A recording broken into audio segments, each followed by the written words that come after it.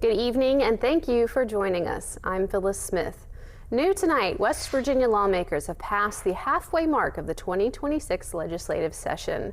34 days into the legislature's 60-day regular session, the House of Delegates has passed 75 of the over 1,600 bills introduced to the chamber. In the Senate, lawmakers have sent 70 of the over 900 introduced bills over to the House of Delegates. Wood County Delegate Bob Fehrenbacher praised his chamber's progress on its Jobs First, Opportunity Everywhere agenda. Legislation in that agenda includes House Bill 4005, the Skills to Work bill, which loosens child labor laws to expand apprenticeships and training programs for 16 to 18-year-olds, and House Bill 4008, which aims to improve site readiness.